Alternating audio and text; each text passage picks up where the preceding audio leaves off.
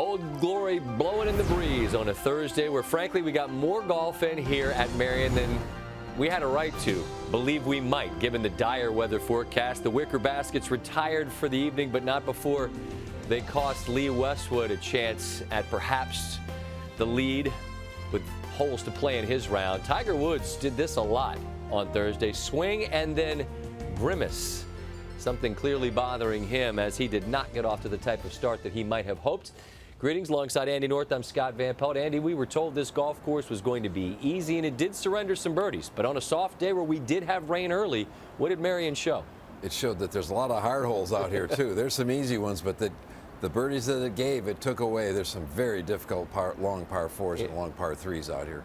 Birdies are like dollars you put in your pockets. You're going to spend them somewhere along the way. Well, let's show you the highlights. Really, the story of Thursday's got to be Phil Mickelson. You know the story by now. Flew home to California to be at his daughter's junior high graduation. Flies back on the grounds about an hour and a half ahead of his round. Right out of the gates, a birdie putt, a little too much pace. Yeah, and ends up three-putting this very first hole. That's the kind of thing that can really get to you if you're not mentally prepared to go. But he knew that he was obviously playing well, and he's going to go ahead and just fight through this. And this was really key at the short 13th, where he was able to spin a lob wedge back to about 12 feet, knock that one in, and all of a sudden everything is just fine. Yep, he took advantage of the easiest hole on the golf course. You hear the horn, and the derecho, the storm that wound up at Chicago and worked its way east, packed a little bit of electricity and enough rain and wind and weather that everyone hunkered down for 3.5 hours, but actually gave Mickelson a chance to retire for a nap, which certainly served him well.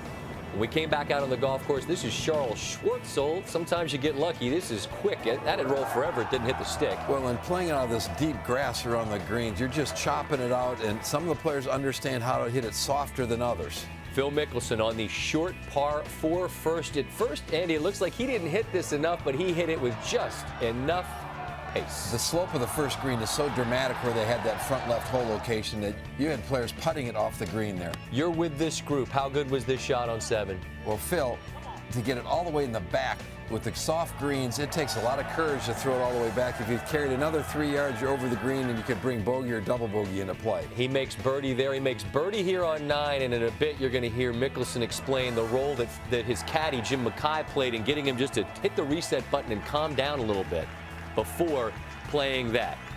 Phil Mickelson, you going to commute back and forth to California or what? I don't want to push it, no.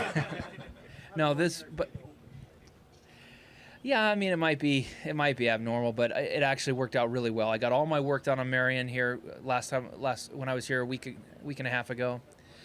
I knew exactly how I wanted to play the golf course, given the conditions, given different wind conditions, clubs I was going to be hitting, where I was going to be, and the shots that I was going to have. So I didn't feel I needed more time at Merion. What I needed was to get my game sharp, to get my touch sharp. And having a nice practice facility and nice weather the last couple of days allowed me to do that. So it worked out great on both ends. I told Bones on 9 tee box that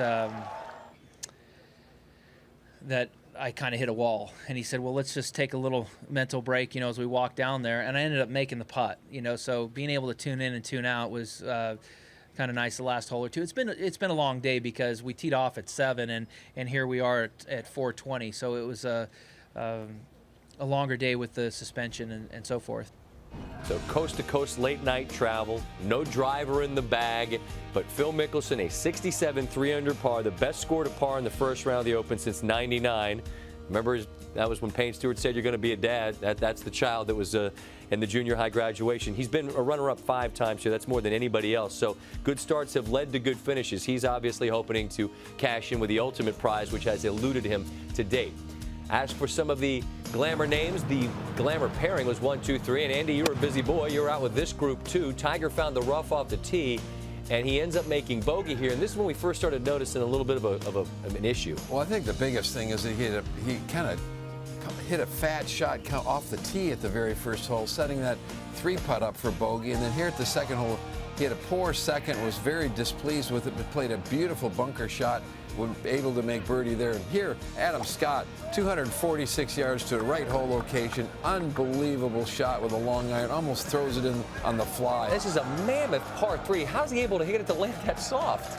because he's been lifting weights, Scotty. He's good at golf. So is Rory McIlroy, #2 in the world, trying to find a bit of form. This was a big putt for him on 4. I really thought that overall he hit the ball very well. Here's Tiger at the 5th from the rough again, just taking 5-wood and chopping it out. And obviously something's definitely wrong. I don't know if it's his forearm, his elbow, whatever, but raced it through the green, and from there he struggled yet again.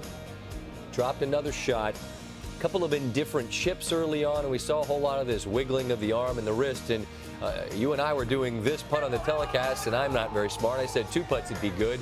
This is an awfully fine putt. Well, it really was, and there are times you make good putts and they go in this blind luck, but you make a good putt with the right speed, and that one had the right speed on it. Speaking of which, McIlroy, he was making some putts here as well, finding some confidence. He looks very comfortable on the golf course. I think he is very close to playing well. Well, Tiger, again, the speed, and this is something you talked about a lot during the telecast. He raced that birdie putt past, which left him that for par, which he missed. Well, 2 3-putts in the front 9, plus a couple other short putts missed. Yet again, out of the rough. And you told us this all week long leading up. Look, if you're in the rough, this stuff is tough. It'll take a toll.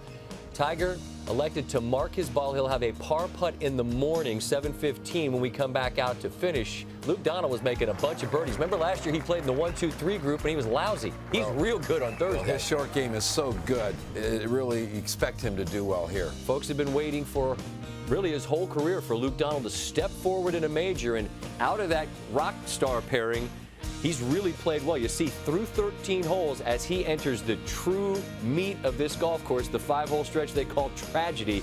But right now, Donald will sleep on a 1-shot lead as he is clear of Mickelson. Adam Scott playing beautifully as well on 3 under par. Webb Simpson, who won a year ago, he's at 2 under. You see some of the names that are typical on a Thursday, but there's a lot of class on this leaderboard. Well, there really is, and that's what you expect at the U.S. Open. You're always going to have a name or two that will be there for Thursday or Friday, but as the week goes on, the leaderboard usually gets more solid. And I'll tell you what, it's a golf course you can make some birdies. We saw the soft conditions. Guys are be able to spin the ball back and get the ball close to hole locations they couldn't normally do, but also there's so many difficult holes. And you see Lee Westwood down there at 1 under. He was 3 under, was playing an incredibly clean round, not a bogey on the card. Really unlucky here. If it sticks in the wicker basket, you get to drop it right at the hole. Instead, it hammers off that thing, rolls all the way back down the hill. Westwood makes double. Sometimes you get unlucky. Unfortunately, that's a stupid game we play. This is the lot in life we've chosen, huh, Andy? Yeah, sometimes they work out, sometimes they don't. But Westwood had been playing well on a Thursday that saw a little bit of everything. Some rain and wind and weather. Mickelson from West Coast all the way back east and sets a blistering early pace. But we got to come out early. 7 Eastern, our coverage begins with round 1 to resume 7:15 Eastern.